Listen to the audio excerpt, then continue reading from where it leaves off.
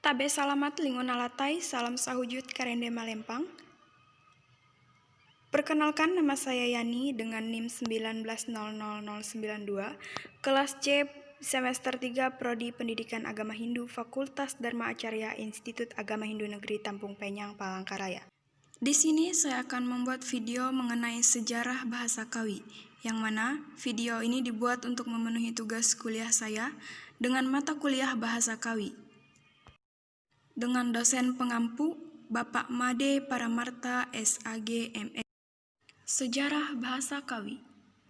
Sumber sejarah bahasa Kawi terutama berdasarkan piagam-piagam dan prasasti lama. Sumber tertulis yang paling tua mengenai bahasa Kawi dikemukakan di Sukabumi sehingga disebut Prasasti Sukabumi. Pada prasasti tersebut terdapat penanggalan sebagai berikut. Tahun 726 Saka, bulan Caitra, hari ke-11 Paro Terang, hari Haryang, Wage, Saniskara. Profesor Dr. V.J. Zoetmolder menyimpulkan berdasarkan prasasti tersebut, bahwa prasasti Sukabumi ditulis pada tanggal 25 Maret tahun 804 Masehi. Berdasarkan hal tersebut, maka prasasti Sukabumi pada tanggal 25 Maret tahun 804 dianggap sebagai tonggak yang mengawali sejarah bahasa Jawa kuno atau bahasa Kawi. Buku tertulis lainnya tentang sejarah bahasa Kawi adalah berupa naskah Candakarana. Profesor Dr. MNG Potbajaraka dalam buku Kepustakaan Jawa menyimpulkan bahwa naskah yang tertua adalah Candakarana. Naskah ini berisi pengetahuan tentang bagaimana membuat kakawin atau syair Jawa kuno dan daftar kata-kata Kawi. Naskah ini disebut naskah tertua karena di dalamnya disebut-sebut seorang raja keturunan Sailendra yang mendirikan Candi Kalasan pada tahun 700 Saka atau bahkan pada tahun 778 Masehi.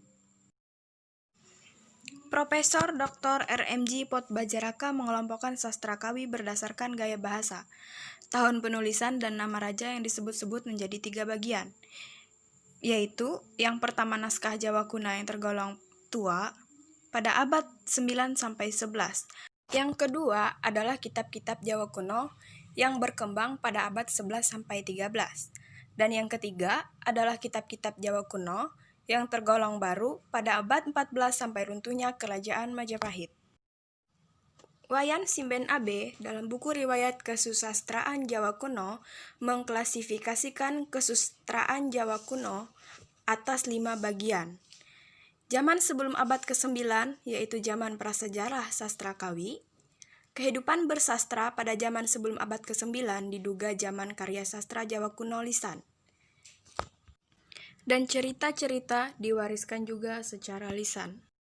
Zaman Mataram. Zaman ini mulai abad ke-9 sampai ke-10, yaitu zaman pemerintahannya Mpok Sindok tahun 925 sampai 962 Masehi.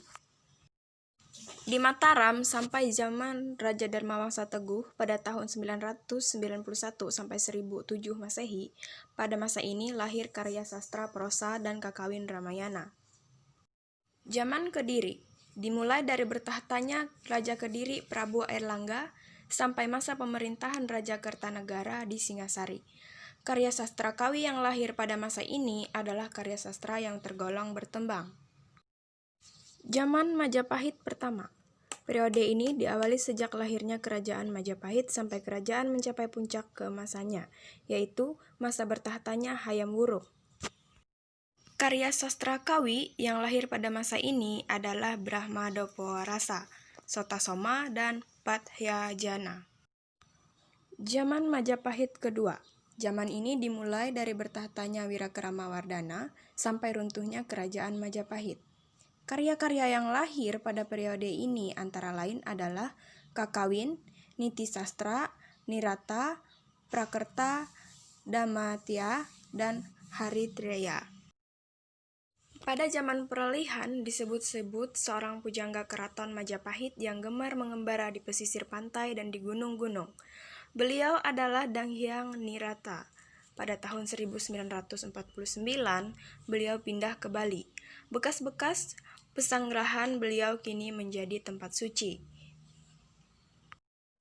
Di tempat-tempat suci tersebut, beliau menikmati keindahan dan menciptakan karya sastra.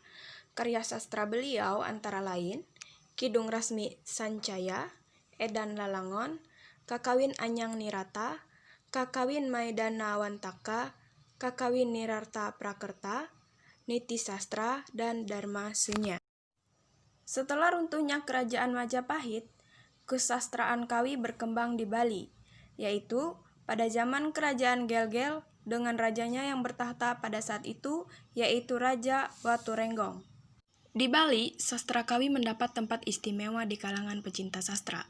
Mereka yang tergabung dalam Seka Mabebasan atau Seka Maka Kawin dan Pasantian dengan tekun membaca, memahami, dan mengupas hasil sastra Kawi secara mendalam. Di samping itu, mereka juga menciptakan karya-karya sastra baru yang bersumber dari karya-karya yang telah ada sebelumnya.